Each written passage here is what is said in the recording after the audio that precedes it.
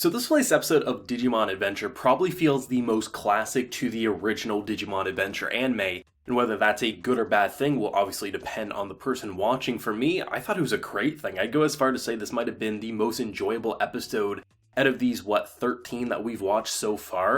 And that's not me saying the previous episodes were bad, but this episode just had a different charm and kind of atmosphere surrounding it that just delivered on so many new and old ideas alike that I really enjoyed it. Like stuff like the CannonBeemon, I don't think was ever in the original Digimon Adventure 1 or 2's anime. I think that's something newer to probably later series because I do not recall a mobile bee fortress that gets brutally destroyed, but it was kind of amazing. And then of course we have Bergemon's evolution, which is something we recognize, but it was great to see these mixtures of new and old ideas alike because this episode had an interesting atmosphere to it. It had something about that classic adventure formula, as if you are progressing to your story, you are progressing to your next objective, but then there's this really epic and really interesting threat that gets in your way. You don't have to deal with it, it's something you could push to the sidelines. It's not like you have to save these little bee Digimon. It's something that you can avoid and probably be okay with, but there's also the question of, if you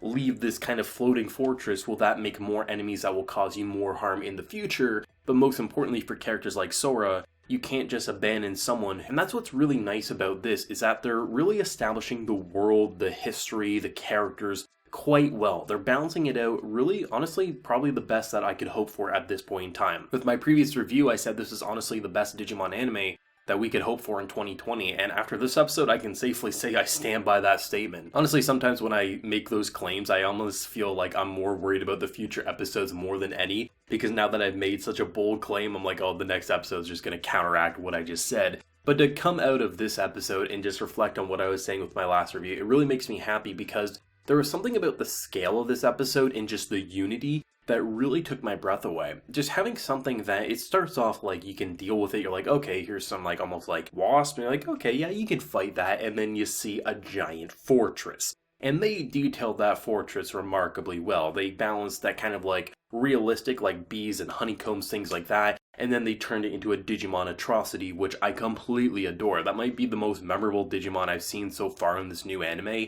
And I'm really excited to see what some of the other new anime kind of Digimon that they could introduce that either have never been seen before, because maybe they'll make a completely brand new Digimon, or if they're just going to continue taking Digimon from different series and mix and matching, which I'd be totally fine with, because I think anyone who even has seen every Digimon anime out there is going to be completely fine by just seeing the mixture of new meets old, because they're clearly doing something original and unique with it, blending a more mature story with also that childlike wonder. And I think this episode probably had the best balance of childlike wonder and brutal that I think we could hope for. They literally destroyed this CannonBeemon in one of the most brutal fashions that I don't ever recall seeing in the intro of Digimon Adventure, and I love that. It was something that you had this epic threat that just like they're lasers and like they're blowing up mountains. It was absolute insanity. It was something that really, it made you worried, like how are they going to deal with it? And of course, in Digimon formula fashion, you knew someone was going to get a super evolution this episode, because once someone gets it, next episode another person, another person, another person. That's kind of the formula, and while it may be a little more predictable, it still didn't give me the 100% confidence that they could blow up a fortress and deal with it.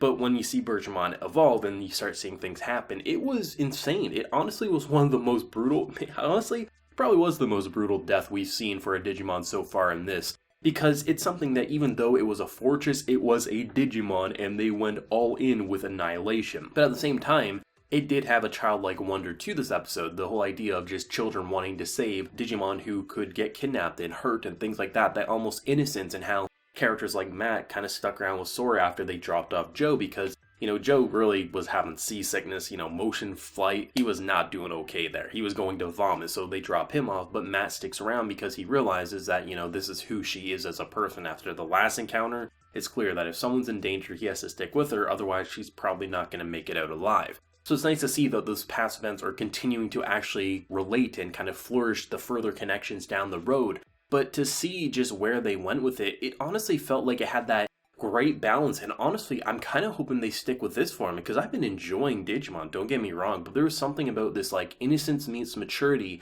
that you would think they couldn't balance that well, especially considering how almost, it really had this hopeful and optimistic nature about like, oh yeah, they're gonna invade the fortress, they're gonna save the Digimon, and then they end with blowing up the fortress, and I'm like, okay, this isn't just like a mobile flying fortress, this was a Digimon, and that's kind of amazing. It's something that, had you told me this was going to happen last week, I'd been like, I don't think that's going to have a good balance. Like, I believe you that it's going to happen, but it's not going to work. That's too weird of a balance. But Digimon Adventure 2020 is proving us wrong, or at least is proving me wrong. Maybe everyone else watching is like, of course they can nail it, but this anime just keeps throwing me for a loop in the best possible sense, and I'm really enjoying it for that sake. Something I actually caught myself off guard with was, honestly, Joe in this episode. I really enjoyed him.